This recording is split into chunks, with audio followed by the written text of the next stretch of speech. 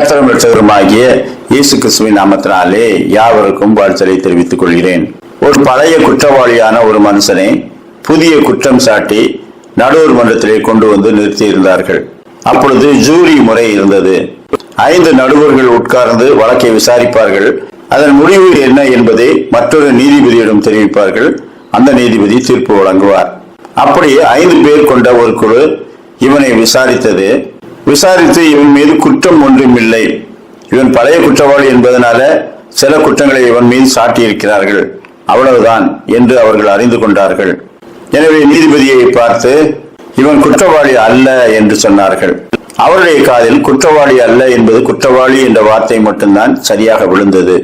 இவன் ஏற்கனவே குற்றவாளி தானே, எனவே இதையும் செய்திருக்கிறான் என்று அவனுக்கு ஓராண்டு சிறை தண்டனை வழங்கிவிட்டார்.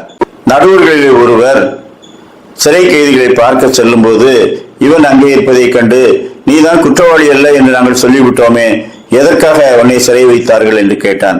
அது எனக்கு தெரியாது சாமி, நீதிபதி என்னை ஓராண்டு சிறைக்கு அனுப்பியிருக்கிறார், நான் நன்றாக இருக்கிறேன் என்று சொன்னான்.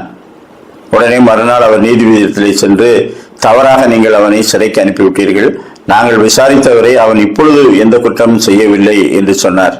உடனே நீதிபதி மீண்டும் அவனை அழைத்து விசாரித்து விட்டு, தவறுதலாக உன்னை சிறைக்கு அனுப்பிவிட்டேன், மன்னிக்கவும், அதற்கான நஷ்டஈடை உனக்கு தருகிறேன், நீ வீட்டுக்கு திரும்பலாம் என்று சொன்னார். அவன் அவரை பார்த்து, வீட்டிலே யார் இருக்கிறார்?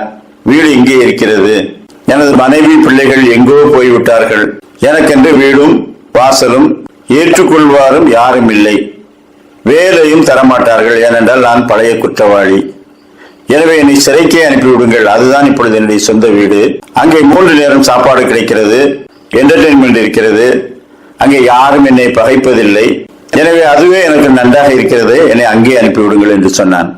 சரி, அவர் விருப்பப்படி ஓராண்டு சிறையில் இருந்து விட்டு வரட்டும் என்று அனுப்பி வைத்தார்கள். பிரசங்கி 3ஆம் அதிகாரம் 16ஆம் வசனம், பின்னும் சூரியனுக்கு கீழே நான் நியாயஸ்தலத்தை கண்டேன், அங்கே அநியாயம் இருந்தது, நீதிஸ்தலத்தையும் கண்டேன், அங்கே அநீதி இருந்தது. சங்கீதம் 103:6, ஒடுக்கப்படுகிற யாவருக்கும் கர்த்தர் நீதியையும் நியாயத்தையும் செய்கிறார். மனுஷனை மனுஷன் நியாயம் தீர்ப்பது எளிது, ஆனால் கர்த்தருடைய நியாய தீர்ப்புகள் என்றும் மாறாதவைகள். இன்றைக்கு அநேக வழக்குகளில் வழங்கப்படும் தீர்ப்புகளை பார்த்து நியாயஸ்தலத்திலே நீதி இருக்கிறதா என்று கேள்வி கேட்பார்கள் உண்டு. ஆனாலும் திருச்சபையின் வழக்குகள் இன்னும் அநீதியுள்ள நீதிபதிகளிடத்திலே தான் சென்று வருகிறது. பவுல் அப்போஸ்தலன் சொல்கிறார், உங்களுக்குள்ளே வழக்கு உண்டானால் அதை விசாரிக்கத்தக்க விசுவாசி உங்களிலே ஒருவனாகிலும் இல்லையா? கர்த்தருடைய நியாயத்தை அறிந்திருக்கிற பலவீனமான ஒருவனை விட நியாயஸ்தலத்தில் உட்கார்ந்திருப்பவர்கள் பெரியவர்கள் அல்ல. எனவே வழக்கை நீங்கள் விசாரித்து தீர்ப்பு சொல்கிறீர்களோ இல்லையோ, தீர்ப்பு சொல்கிறவர் ஒருவர் இருக்கிறார், அவருக்கு பயந்திருங்கள் என்று சொல்லி கர்த்தர் நமக்கு நினைவூட்டுகின்றார். மனுஷனுடைய தீர்ப்புகள் மாறினாலும் கர்த்தருடைய தீர்ப்பு மாறாதது, அவருக்கே பயந்திருப்போம். அப்படிப்பட்ட நல்ல சிந்தனைகளை கர்த்தர் தாமே இந்த நாளிலும் நமக்கு தந்தருள்வாராக. ஆமேன்.